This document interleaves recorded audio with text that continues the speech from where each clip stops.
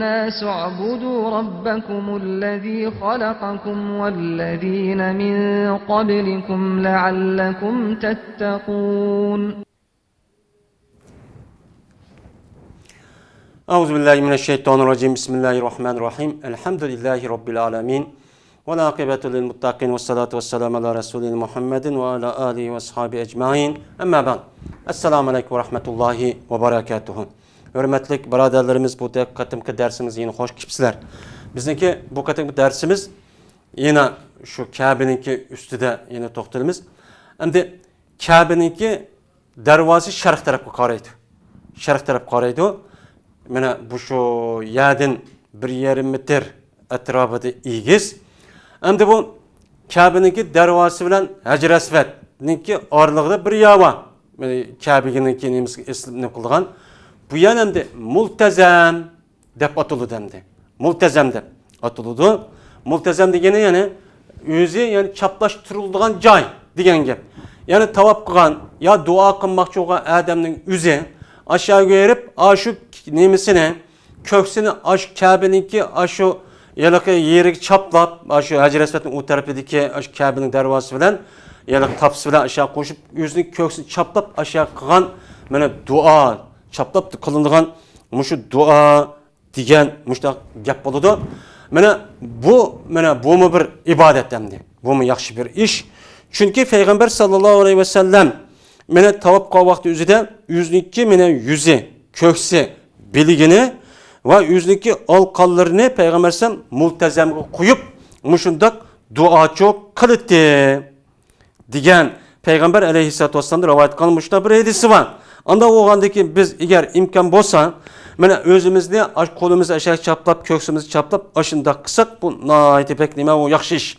Shuningdek ham Peygamber Aleyhisselatü Vesselam'nınki yine başka bir rivayette yüzününki köksini muş Hajar Aswad'da babnınki oturucu joyga muştak çaplap muştak kıvatkanlığını men kögendim degan muşunda bir rivayet var. Onu asasen eğer imkan olsa bu adamda yani aşağıdan meni özümüzdeki köksini aşağı çaplap durup kılgan duanınki yüzü hem icabet degan Peygamber Aleyhisselam'nınki hadisi var.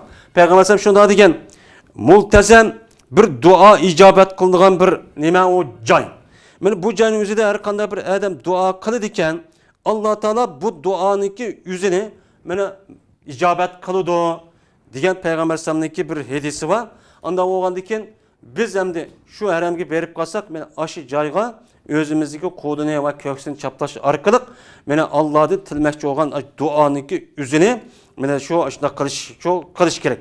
Ve onu da başka Abdullah Mesud radıyallahu ta'ala anh'unki hadisi de deydi ki, mene Abdullah Mesud Peygamber sallam şuna deydi. Mene multazam degen dua kıldığan bir joy olup, mene bir joy olup, u yerde dua icabetçi buludu. Mene bu yerin üzerinde her qanday bir adam dua kılıdı iken, men o duanı men Allah Teala deydi ki men icabet kılımen dep jo muşta deydimdi. Anda o andaken muş işini çok kılış gerek eğer imkan bolsa. Bu hacdaki faaliyetin içinde emez. Aş tavaf qilib bo'lgandan keyin 7 qata eğer imkan bo'lsa işte dua qilishimiz kerak ham ehtiyojimiz bo'lsa. Endi birisi yanında ekan biz ham haramga borgandan keyin mana haramga ya'ni Kabe'ga qarashniki fazilatiniki ustidan to'xtalamiz. Endi Kabe degan Kabe yani Beytullah Allah'nınki uy endi. Eğer borgan odam davomli haram masjidning ichiga kirganda zikr tasbih va kaza qilib turish kerak. Bu davomli bundaq qilib qilish bo'lmaydi, ba'zi o'ltirib qolgan bir ish bor. Ama fakat da ibadetin içinde bo'lgandan keyin eğer o odamniki o'zi mena beka u yoqqa qarab turgandan eğer shu vaqtning o'zida mena ash Kabe'ninki o'ziga qarasa bu nihoyat afzal. Kabe'ninki o'ziga qarasa nihoyat afzal deymiz. Nimish qolsa payg'ambar sallam shuna degan.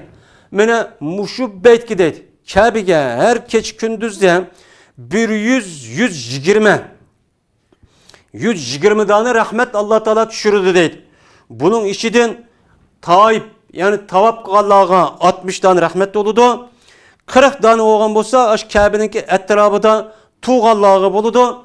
Yine 20 tane dadisi olsa Kabe'ge qarab tuğanlarga men o rahmet düşüdü degan Peygamber aleyhissalatu vesselam'ninki men muşundaqçı hadisi var. Yine bir rivayette hem de namaz okuvchilarga 40 rahmet düşüdü degan yedisi var. Anda o'g'andan keyin agar biz endi shu haramniki ichiga kirib qolsak, mana haramdagi Kabe'ga davomli qarab turishimiz çok kerak. Yani ba'zi olimlar yine shuna deydi. Yani kimiki shu Kabe qarasa, Kabe qarg'anlikniki o'zi men ibodat deydi. Chunki bu Kabe Allah'niki uyi bo'lgandan keyin bu yerga qarashniki o'zi nima o nihoyatda ulug'. Bunu da Allah Teala shuna degan endi qarab turish masalasiniki nimasida favalli vajhaka shatral masjidil haram. Pes qaratqin sen Muhammed seninki yüzünü Mescid-i Haram'a qarat dedendi. Mescid-i Haram qarat degan bu yer namaz. Nemisiga ya namaz o'qadi qarash deb unda qismi. Lekin shu oltuğa vaqtning o'zida buni yuzimizni aşağı qarsak Allohniki bu buyruq amal qilgan bo'lib, men payg'ambar sallamniki ashu Alloh taolaniki 120 dona rahmatini tushirib, buning ichida 20 donani Beytullohga qarab tuğallarga berdi degan. Bunuga asosan biz endi mush savobga erishib qolishimiz uchun mumkin. Shunga endi har qanday bir odam shu Kabe'ga ashunda qaraydi ekan, meni qarashniki o'zi meni uchun cho'ng bir ibodat bo'ldi. Shunga ba'zi odamlar Beytullohga qarashniki o'zi bu nima bo'ldi desa, kechimi kunduz roza tutib, kunduzi roza tutib, kechasi uxlamay ibodat qilib, Alloh yo'lida meni jihad qilgan odamningki darajasidan mushundaq çok kattı boludu. Yani şununki orunda boludu degan bunda bir alimlerimiz var. Ana oğandaki biz eğer imkan bolsa aşağı kirgendeki başka uyabiya qarab qalmay, men Allah Taala'nınki şu rahmetki erishish hem aş mücahid keçi namaz okuyduğun adam keçi gündüzü rozga adamniki derecesiga yetişimiz için biz aş Kabe'ge davamlı qalab turishimiz kerak. Bununla ibadet dolu demdi. İbadet demdi. İbadet illaki İbadet ya Kur'an okuş ya namaz kılmak emas.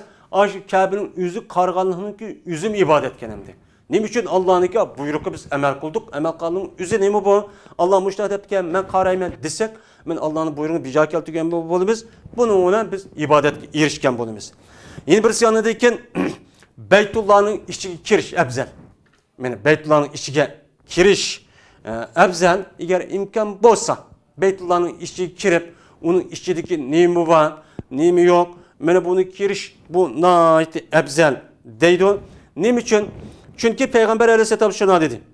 Bir adam Beytullah'a kirgen bolsa, mene bu adam 10 xil bir hasenninki yaxşı bir işin içi kirgen boludu. Yine o adam yama işten şu Beytullah'ın içi kirgen bolsa, yama işten mağfiret kılıngan halette müşundak çıkıdı bu adam dep müştak degen. Bunu asasen ve onu da başka peygamber sen mene Mekke'nin fethiqa vakti özüden Peygamber aleyhissalatu vesselam Usame ibn Zeyd, Osman ibn Talha, Bilal ibn Rabah degan muşu sahabına Peygamber sen Kabe'nin içi kirgen. Anda oğandaki Peygamber sen Kabe'nin içi kirgen boğandaki bu nemiken kiriş eğer imkan bolsa bu ebzel ekanligi bu yerde çok bilinip turdi demdi. Peygamber sen kir degandiki qildi degan ishning hammasi yaxshi bo'lgan bo'ladi. Anda bo'lgandan keyin eğer imkan bolsa men aşağıdaki üçüncü kirishimiz nayt ubdan bir ish. Bo'lmasa kiramsak uçağımızda vay deb ketishning hojati yo'q. Eğer dua qilmoqchi bo'lsak, Kabe'ning ichiga kirib namoz o'qimoqchi bo'lsak, avyandagi darsimizda yani shu yerlik yani hatim, muniylik mizab degan shu Hijr İsmail degan yerliklarning ichiga kirib, men mundaq qilsak o naiti omuço aşın Kabe'nin içi kirip namaz okuyan boludu. Bunu biz pek efsul kessakço bulmaydı demdi. Bizdeki bu katemki dersimiz hazır müşahitlik olsun. Yine bir mezmun var. Yani onuğa keyga vakti iner bir bilen yine kayıt görüşümüz. Ve ahir davana elhamdülillahi rabbil alemin.